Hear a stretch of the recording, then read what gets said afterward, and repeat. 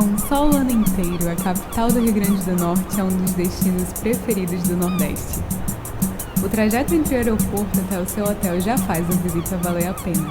Você passa pela ponte Newton Navarro, com paisagem de rio de um lado e o oceano do outro. Mais à frente está a Praia dos Artistas. Então você contempla a beleza da via costeira, com o magnífico Parque das Dunas de um lado e o mar do outro. Para completar esse trajeto único, você é presenteado com o Morro do Careca, cartão postal da cidade em Ponta Negra.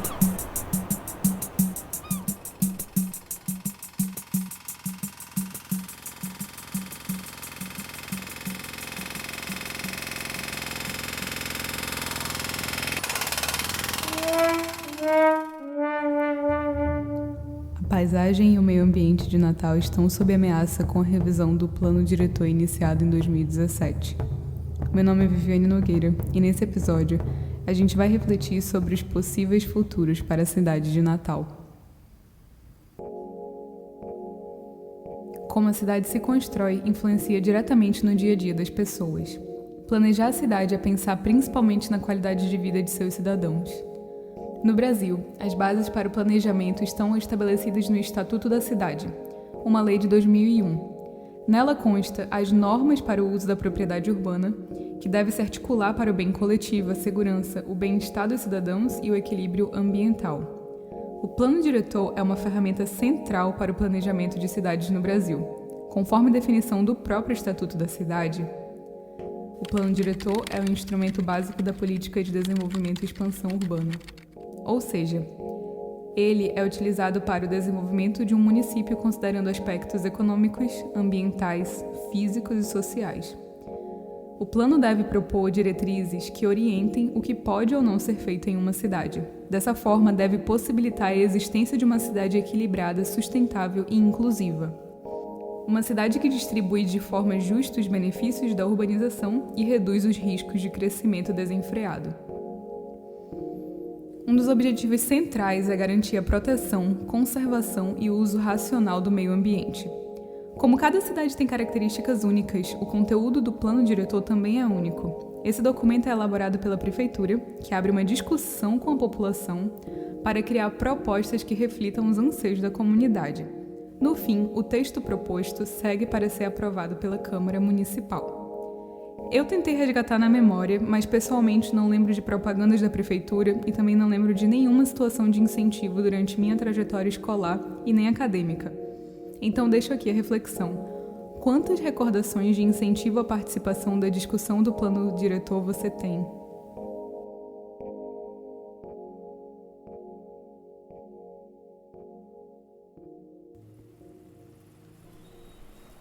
As cidades mudaram muito nos últimos 50 anos. É super comum a gente ouvir comentários sobre o processo de urbanização como no meu tempo isso aqui era tudo mato.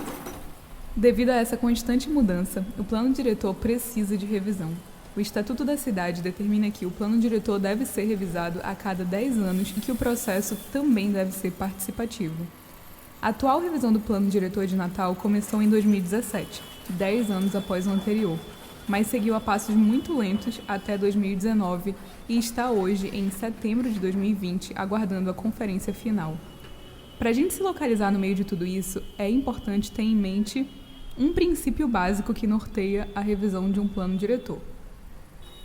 É o princípio da proibição do retrocesso ecológico ou ambiental.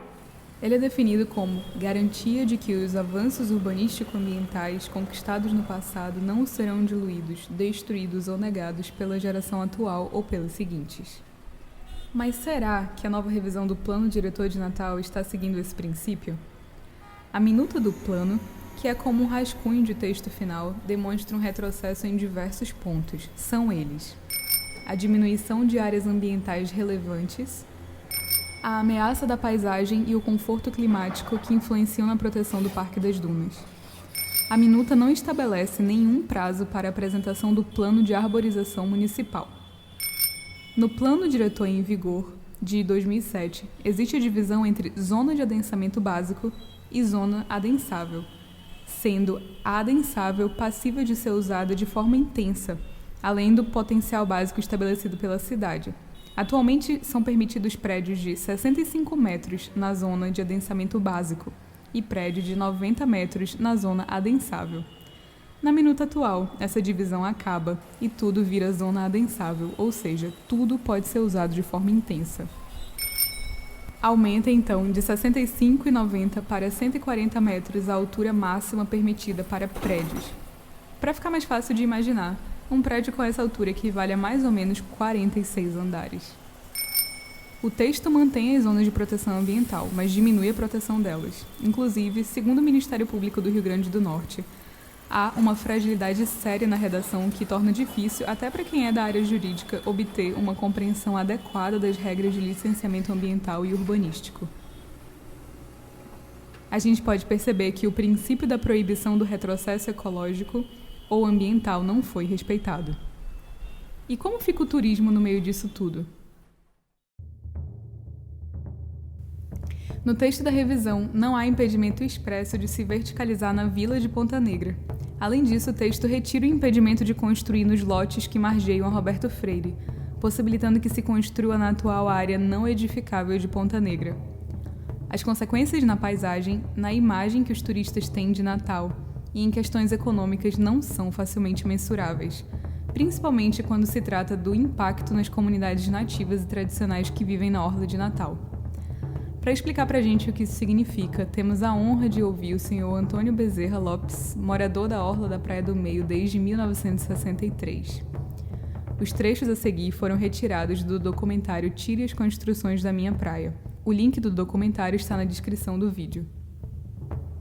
E o prefeito fala em construir prédios de 90 andares, fala também em abrir ruas largas, mas e aonde ele vai colocar o morador daqui, que tem o direito já adquirido de morar no bairro, nós não podemos ficar fora do nosso bairro.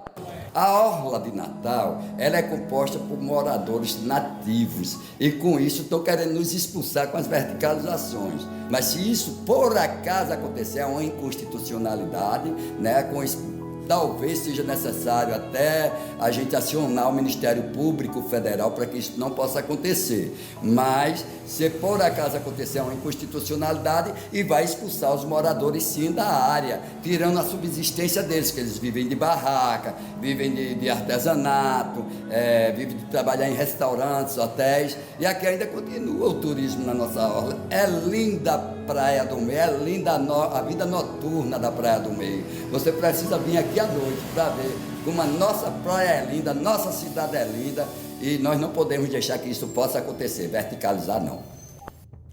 Uma orla verticalizada faz com que não exista sol na praia a partir das 2 horas da tarde. Segundo o Laboratório de Geotecnologias Aplicadas à Modelagem Costeira e Oceânica da UFRN, com a verticalização existe a possibilidade de transferência de energia da força marinha para as estruturas urbanas, trazendo graves problemas. Mas essa questão o seu Antônio nos explica muito melhor. Se houver uma liberação para que seja construída verticalização na orla da Praia do Meio, o que vai acontecer? Vai acontecer que o vento vai deixar de circular em toda a cidade de Natal. Não é só a Praia do Meio que é prejudicada, vai acabar com a circulação de ar em toda Natal. E também, o que vai acontecer? Vai acontecer do vento bater no paredão da verticalização, dar retorno para o mar e o mar ficar mais agitado e causar erosão. Então é um impacto que aconteceu na Mãe Luísa, quando houve o deslizamento de areia e ali derrubaram-se casas, carros foram embora, moto e uma vida ceifada. Mas não foi por falta de orientação, porque em 1994 eu adverti que ali poderia acontecer um deslizamento quando fizeram aquela verticalização na orla de Areia Preta. Não é a primeira vez que a população nativa se sente prejudicada com as definições do Plano Diretor de Natal.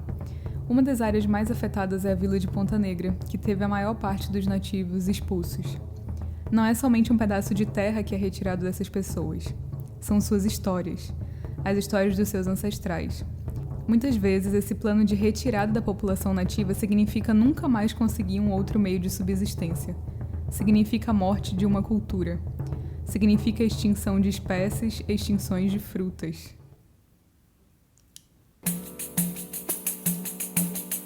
Mas as mangueiras estão de luto e as mangas de sentimento.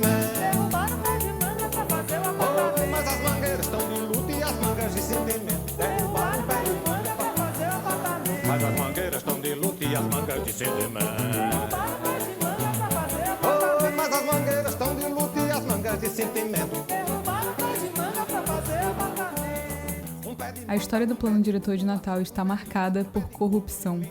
Na última revisão, houve a Operação Impacto, onde 16 réus foram condenados por aceitarem vantagem indevida. No exercício dos mandatos de vereador do município de Natal, eles votaram conforme os interesses de um grupo de empresários do ramo imobiliário e da construção civil. A pressão desses empresários não foi exclusiva da revisão passada. Os participantes das oficinas da revisão atual foram essencialmente grandes empresários da construção civil. Também engenheiros e arquitetos, professores da UFRN e alguns grupos de movimentos sociais. Apesar das discussões terem acontecido, a minuta não contemplou a maior parte do que foi discutido.